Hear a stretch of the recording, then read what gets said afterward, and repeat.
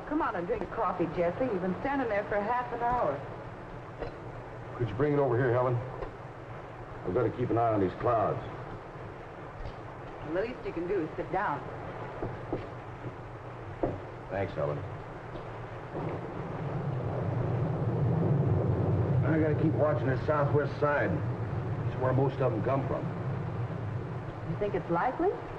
No. The odds are way against it, even in weather like this. I've never seen one, but there's always a chance.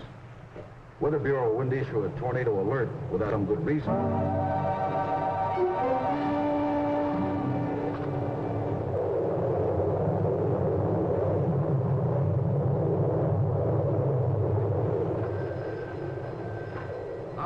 Operator, this is an emergency call. I want the Elmville Weather Bureau, Main 2100.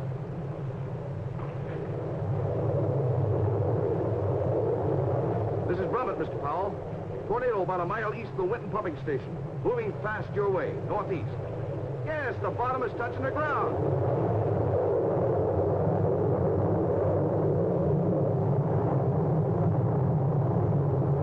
Yes, that day, Elmville was struck by a tornado.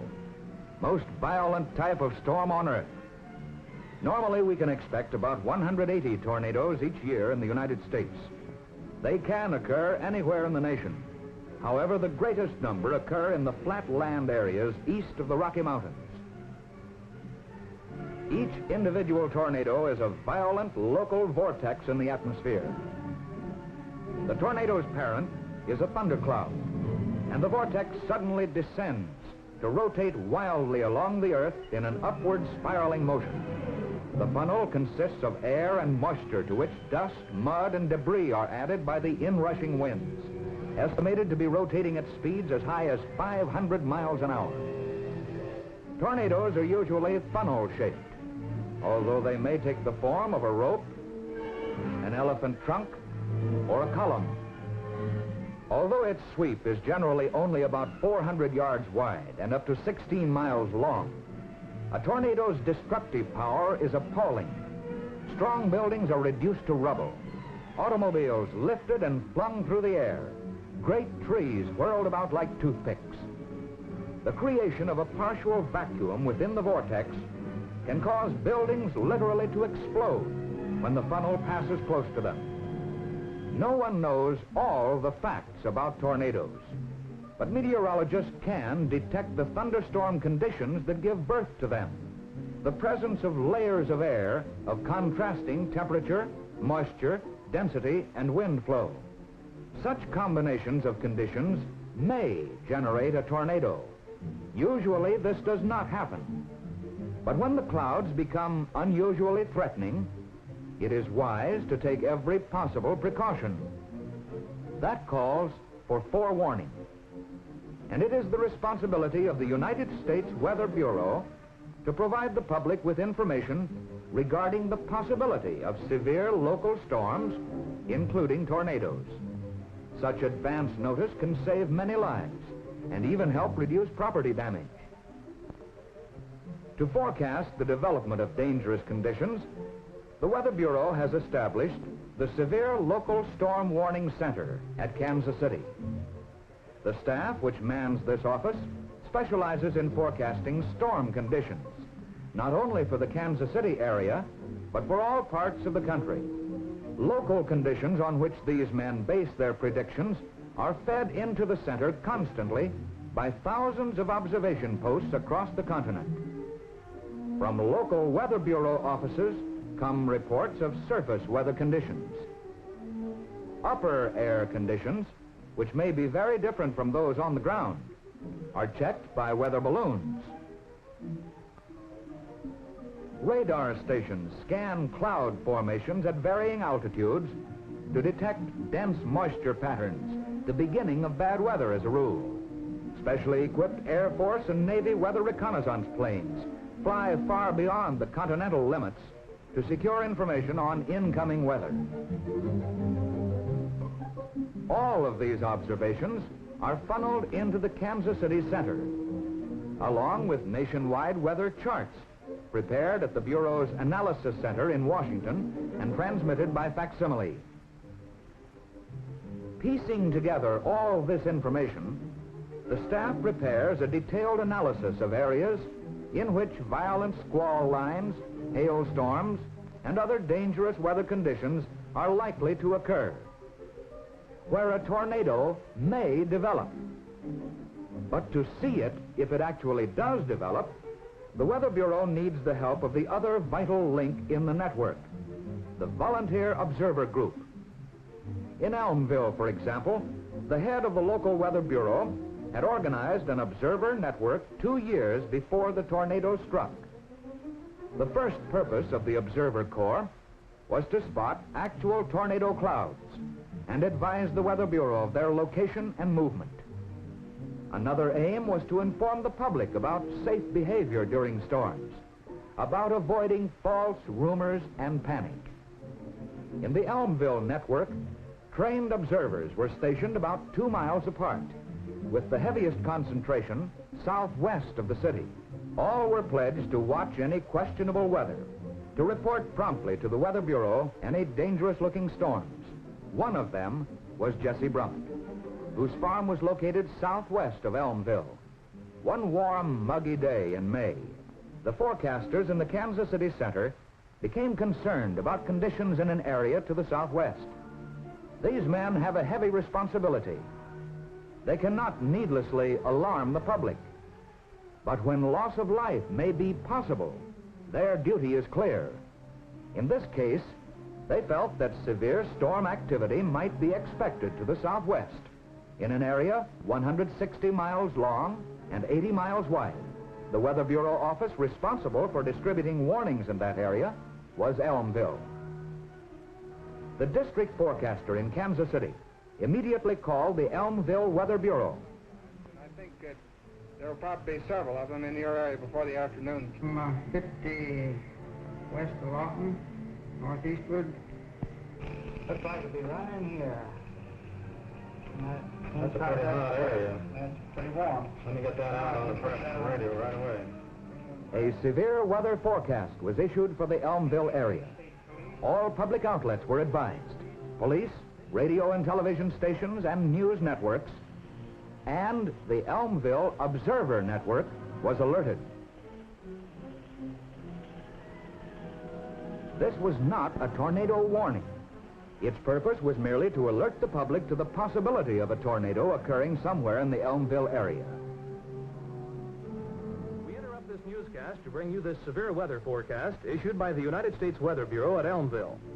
There are indications that locally severe thunderstorms will southward back to the west border of Wallaby. Within this area and perhaps The public in touch reacted areas, calmly. scattered thunderstorms. They had learned from the network's information program that this alert meant only that storm conditions existed, that no tornado had yet developed. They knew that experienced observers were at their stations watching, that if and when a tornado developed, they would be warned. So they went about their business as usual, except that practically every radio and TV set in the area was turned on. Mid-afternoon, towering thunderheads had appeared with a sickly greenish-black color. On Jesse Brummett's farm, a heavy rain was falling, and he came indoors to watch from his kitchen. Then, at 3:26.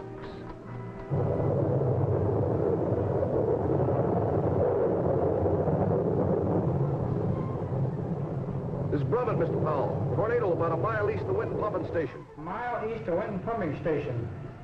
Looks like a bad one. Okay, we'll take it from there. This was it. Brummett's call gave Elmville nearly 30 minutes to get ready. Powell and his assistants issued an immediate tornado warning to all communities in the path of the storm.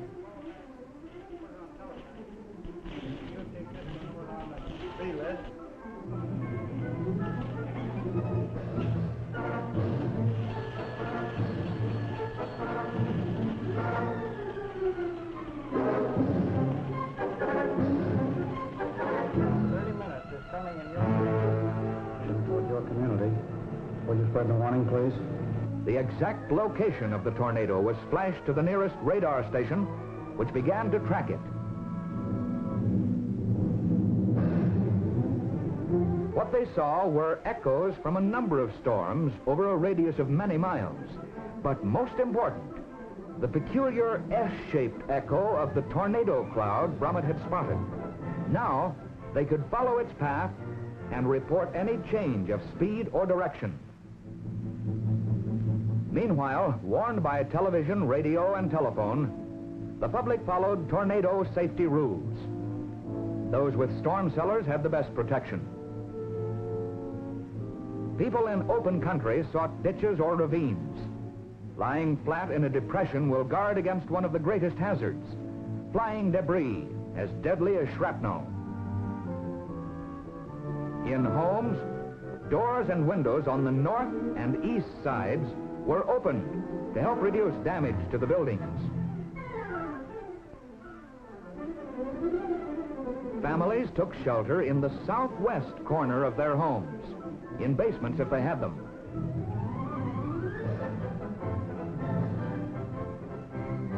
In apartments, office buildings, and factories, people moved to prearranged positions against inside walls on the lower floors.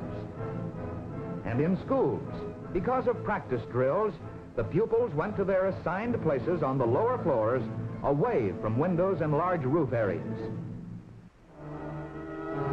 Within minutes, the people of Elmville had taken shelter. There was no panic, for this was an informed community.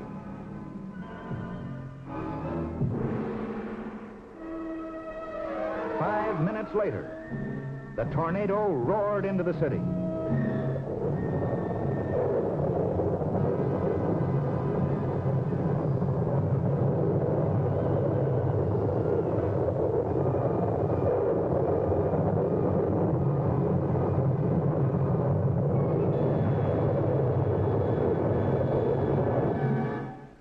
Then it was gone, as suddenly as it came.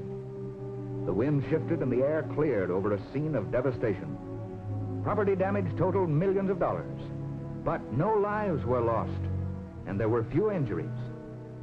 Without the Weather Bureau warning, without the local storm warning network, without the calm cooperation of an informed public, the toll might have been tragically high.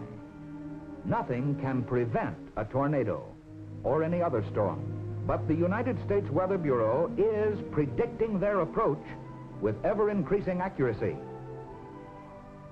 A large part of the tornado safety program is in the hands of the public.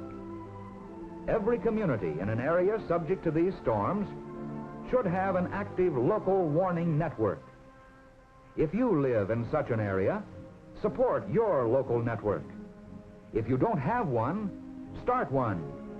The nearest Weather Bureau office will furnish detailed information and assistance. Such self-reliance may save the lives of your family, your friends, and your neighbors, if you are ever in the path of a tornado.